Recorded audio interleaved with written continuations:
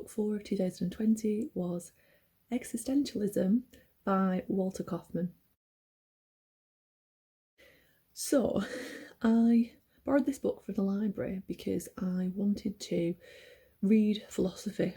I wanted to find out about existentialism because I am constantly having an existential crisis. I'm always kind of wondering to myself, like, what's the point of life? Like, what's the point of, carrying on and doing the same thing? So I kind of thought maybe if I read a book about it, I will feel like I'm not on my own and I will find some things out about it and it'll be interesting. So I borrowed this book.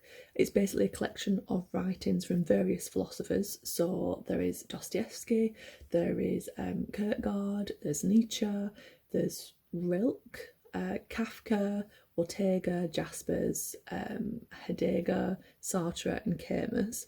So I've heard of a few of those. I hadn't heard of Rilke before, or Ortega, or Jaspers or Heidegger, but I'd heard of all the rest.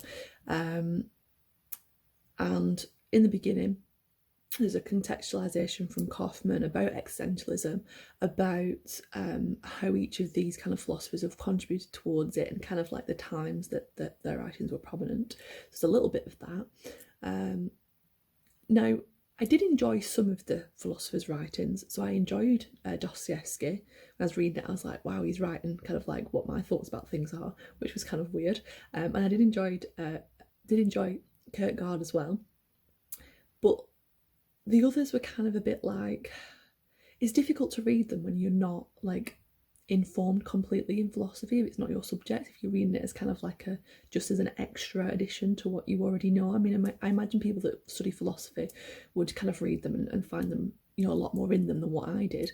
There were some that I really just hated, so Jaspers and Heidegger, which are essentially they're kind of giving overviews of other philosophers' writings, which would explain why they were a little bit more heavy going and a little bit more hard to get through, but they were so arduous, so laborious and tiresome, and I was just like, I can't wait to finish these because I can't not finish a book, so I kind of had to drag myself through the book at those points. I think it probably would have benefited from a more selective inclusion of the works, because there's a lot of things in there that kind of were a little bit like, oh, so if they were taken out, that would probably improve it. There's some sections that there's a lot of it. So for example, the Jaspers and Heidegger bit were the biggest bits, whereas I would have preferred it to have more of Dostoevsky, for example. There's lots of writings that they've done, but there was only kind of a few of them in there from them.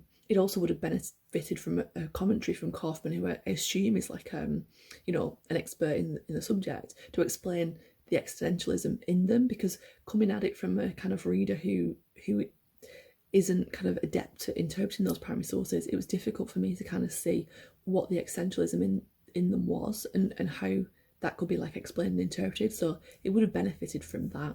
So I wouldn't recommend it to read unless you love philosophy. It's not a kind of starter book for someone who wants to get into philosophy. I have read philosophy books before that are a little bit more introductory, so they're a little bit easier to kind of follow. But this one was heavy going. It was very heavy. So unless you've got the kind of determination and perseverance, and I think what you would also need to do is research it widely whilst you're reading it, and to look at what kind of critical sources say about the text and the interpretation of them, to kind of fully understand them and get the most out of them. So I wouldn't recommend it to read, but if you want to, you can.